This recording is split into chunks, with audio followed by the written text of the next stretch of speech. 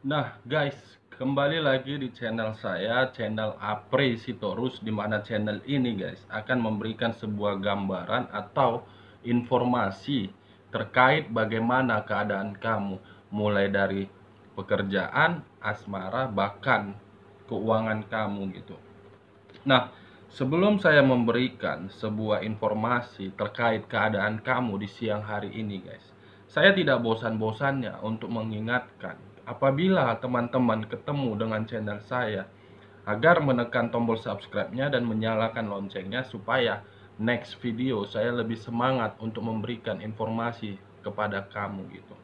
Nah, guys, di siang hari ini, guys, saya tidak ingin membuka sebuah kartu yang saya pegang ini karena saya paham ketika saya membuka sebuah kartu yang ada di tangan saya ini, pasti isinya mengenai dirimu, keputusannya mengenai dirimu. Di siang hari ini, saya hanya ingin berdiskusi terhadap teman-teman.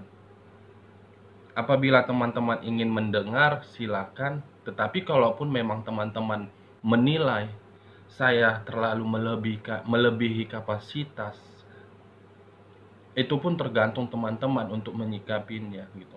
Tetapi izinkan saya untuk memberikan sebuah bahan diskusi, di mana bahan diskusi ini, guys, terkadang membuat saya agak sedikit ribet gitu. Kenapa saya katakan sedikit ribet? Karena di satu sisi, guys, setiap kali saya melihat beberapa komentar yang diberikan terhadap saya, semua isinya mengenai kehidupan rumah tangga dan rumah tangga gitu. Yang dimana saya ditinggalkan, Kak, dengan status seperti ini. Saya tidak diberikan tanggung jawab, Kak. Saya terkena black magic, Kak. Sekarang gini, guys. Saya cuma mau membilang terhadap kamu. Sebenarnya di dalam kehidupan ini ada dua pintu yang harus kita pegang gitu. Pintu pertama, kategori pintu masuk gitu. Ketika kamu memasuki sebuah ruangan, secara otomatis kamu akan berpikiran, saya tujuan apa datang ke ruangan ini, sementara pintu sudah dibuka untuk saya.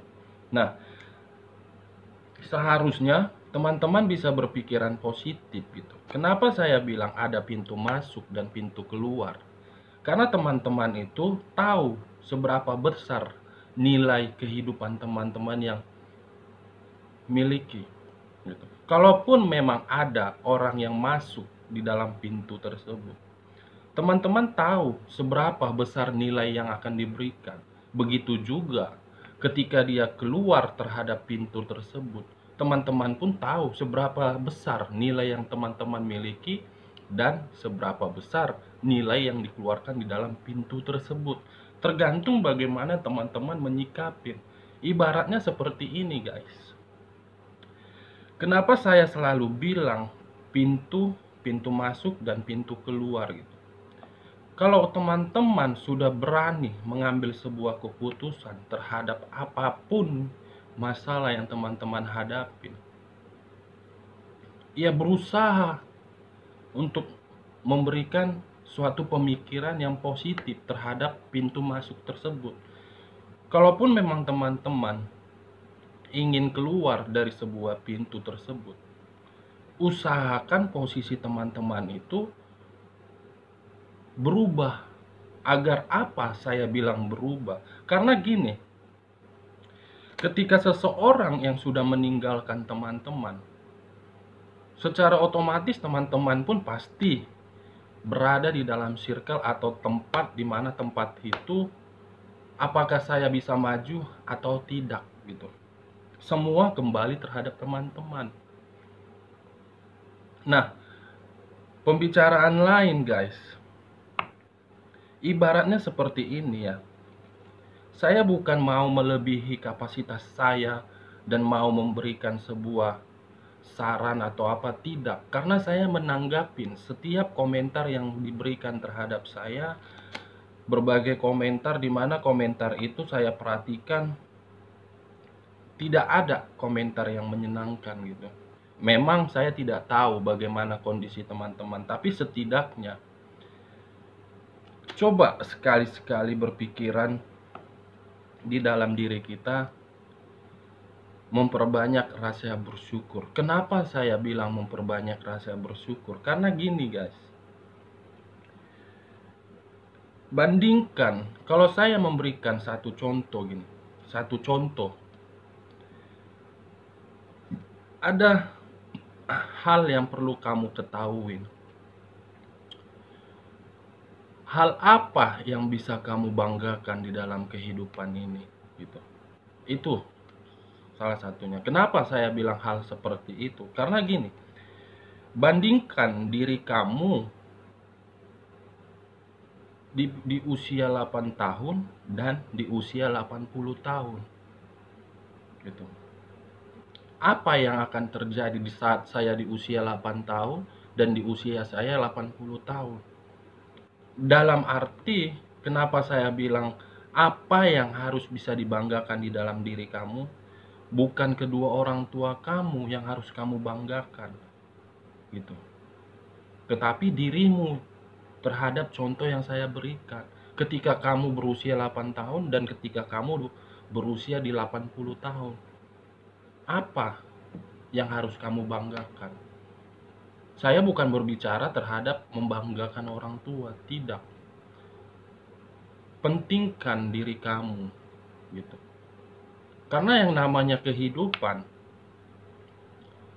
kalau kita berpikiran secara ekonomi, yang namanya kehidupan guys, pasti ada namanya take and give. Baik antara orang tua dengan anak, baik antara pasangan dengan pasangan, baik orang lain terhadap diri kita. Kita berpikiran secara ekonomi aja gitu. Take and give. Apa yang kamu beri, pasti secara otomatis kamu langsung mencari keuntungannya. Saya sudah memberikan ini, apa keuntungan yang saya dapat? Pasti kita berpikiran seperti itu karena kita manusia gitu. Nah, di sisi lain juga saya mau berikan saran kepada teman-teman. Kamu itu kategori yang hebat loh. Kenapa saya bilang kamu itu kategori yang hebat? Karena gini, coba kita flashback terhadap diri kita di masa lalu, terhadap masalah-masalah yang kita hadapin di masa lalu. Bagaimana posisi kita? Apakah kita bertahan dalam masalah tersebut atau kita lari terhadap masalah tersebut? Saya mengatakan bahwasanya kamu itu hebat dalam arti guys, ketika kamu menghadapi sebuah masalah, kamu bisa kok melewatinya. Bahkan untuk detik ini kamu masih bisa berdiri tegak di atas kakimu. Itu dia. Kamu jangan menganggap semua masalah yang ada di hidup kamu itu sebuah beban, sebuah kehancuran. Anggap sebuah proses. Anggap sebuah rencana dari Tuhan gitu. Karena setiap permasalahan yang timbul di dalam kehidupan kita itu tidak lain bukan rencana kita, tetapi Tuhan membukakan mata kita bahwasannya orang yang di sekeliling kita itu ya seperti itu. Sekarang tergantung bagaimana kita harus menyikapinya. Apakah kita harus ikut campur karena orang tersebut telah melakukan hal tersebut sama kita, atau memang kita harus tenang memikirkannya gitu. Saya sudah berulang kali membilangkan kepada teman-teman, posisi teman-teman pernah saya alami gitu. Ditinggalkan, dikecewakan, pernah saya alami gitu. Bahkan kalau dibandingkan, mungkin teman-teman hanya ditinggalkan tanpa ada tanggung jawab, tanpa ada apa gitu. Kalau saya berbeda gitu. Saya sudah memberikan rasa kebahagiaan, saya sudah memberikan rasa kenyamanan. Tetapi yang membuat saya pergi dari pasangan saya melihat jelas hubungan pasangan saya itu dengan orang lain, bahkan mereka melakukan hal selayaknya hubungan suami istri di depan saya gitu. Makanya ketika saya memberikan sebuah video, kenapa pihak ketiga, kenapa ini, karena ini, bukan saya ingin menyudutkan pihak ketiga, tidak, tetapi memang itu kenyataannya. Setiap kali saya memberikan sebuah video dan video yang saya upload, memang backgroundnya seperti ini gitu. Saya tidak mau menampakkan muka karena memang beberapa subscriber saya yang pernah sempat readingan sama saya, dia sudah tahu bagaimana wajah saya, dia sudah tahu bagaimana diri saya. Makanya sempat beberapa bulan, hampir 2 atau 3 bulan saya tidak pernah mengupload video, karena selama 3 bulan itu saya butuh yang namanya ketenangan batin. Saya butuh yang namanya kebahagiaan diri sendiri. 3 bulan saya merasakan kehancuran di dalam hidup saya. Tetapi saya berpikir, kalau saya hanya bisa merenungkan kejadian di masa lalu tanpa harus memperbaiki kehidupan di masa lalu, pasti posisinya saya akan berada di dalam titik kehancuran tersebut. Pasti saya tidak akan pernah yang namanya berubah. Saya ingin maju. Makanya saya memulai kehidupan dari nol sampai sekarang. Semua sudah saya serahkan terhadap pasangan saya. Tetapi reaksi yang diberikan terhadap saya di luar dari ekspektasi saya. Nah, kalau saya, teman-teman, bisa, kita sama-sama dalam satu posisi gitu. Berbedanya memang teman-teman itu memang ada beberapa yang sudah menjalin hubungan rumah tangga. Saya paham, saya mengerti bagaimana kondisinya gitu. Tetapi dengan kondisi yang seperti ini, kamu jangan mau larut terhadap kehidupan kamu di masa lalu. Biarkan saja orang yang sudah pergi terhadap diri kamu, biarkan saja dia pergi. Karena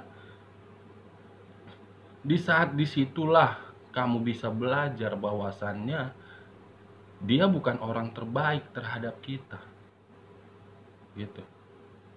Kita harus bisa maju, kita harus bisa berubah, mengubah kehidupan kita. Tapi kuncinya cuma satu, guys. Ketika kita ingin maju di dalam kehidupan kita harus perlu dulu berdamai terhadap diri sendiri. Kalau diri kita sendiri belum bisa kita damaikan, secara otomatis apa yang kita inginkan pun nggak bakalan terjadi. Walaupun memang keadaannya kamu ingin meninggalkan masa lalu, tetapi diri kamu belum bisa berdamai terhadap diri sendiri, itu ibarat cerita omong kosong, tidak ada gunanya. Saya bukan mau memberikan suatu atau menggurui teman-teman, tidak. Bahkan atau melebihi kapasitas saya, tidak. Saya hanya membandingkan antara posisi teman dengan posisi kita gitu. Karena setiap komentar yang diberikan kepada saya ya berupa seperti itu juga gitu. Saya ikut merasakan kepedihan tersebut. Saya ikut juga merasakan bagaimana kebahagiaan kamu direnggut orang lain gitu. Nah, sebagai akhir perkataan saya, guys, kalau kamu tidak mau berubah dan masih mengingat kehidupan kamu di masa lalu, yakinlah kamu akan berada di dalam satu tempat, di mana tempat itu akan menghantuin kamu. Ibaratnya seperti ini, guys. Coba kamu berdiri di dalam keterangan di dalam sebuah tempat, di mana tempat itu, oh jangan di dalam sebuah tempat. Coba kamu berdiri di luar, posisinya ada terik matahari. Perhatikan diri kamu dengan bayangan kamu. Apakah bayangan kamu itu mengikuti kamu atau tidak? Gitu. Itu posisinya ketika kamu berada di luar dan ada terik matahari. Secara otomatis memang bayangan kamu mengikuti kamu gitu. Karena bayangan kamu itu menginginkan kamu agar berubah. Tetapi ketika kamu berada di tempat gelap, coba kamu lihat, apakah bayangan kamu itu mengikuti kamu atau meninggalkan kamu? Itu yang harus kamu pikirkan. Mana yang kamu harus pilih? Bayangan kamu mengikuti kamu agar supaya kamu maju, atau bayangan kamu yang meninggalkan kamu, yang masih memikirkan kejadian di masa lalu? Pilih saja. Dari 3 contoh tersebut, kamu pilih mana? Bayangan yang mengikuti kamu atau bayangan yang meninggalkan kamu? Itu contoh pertama. Contoh kedua, bandingkan diri kamu di usia 8 tahun dengan di usia 80 tahun. Apa yang sudah terjadi dan apa yang sudah kamu lewatin? Dalam arti, kenapa saya membilangkan usia 8 tahun dengan 80 tahun? Saya mengatakan hal apa yang bisa kamu banggakan terhadap diri kamu. Bukan kategori membanggakan kedua orang tua, tetapi membanggakan diri kamu. Nah, contoh ketiga, tadi saya mengatakan bahwasannya ada pintu masuk dan pintu keluar. Tempatkan posisi kamu. Ketika kamu masuk di dalam sebuah pintu masuk, kamu itu sebenarnya punya nilai.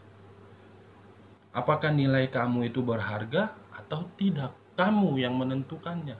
Nah, ketika kamu sudah berada di pintu keluar, kamu pun punya nilai. Seberapa besar nilai yang akan kamu terima ketika kamu keluar dari pintu tersebut? Kamu tinggal menentukan saja, di pintu masukkah atau di pintu keluar. Itu dia. Kalau kamu berada di pintu masuk, kamu akan mengalami seperti kejadian di masa lalu. Kalau kamu berada di pintu keluar, kamu harus bisa berani mengambil keputusan, harus bisa berubah terhadap kehidupan kamu. Oke guys, sekian dulu. Salam kartu tarot, salam zodiak.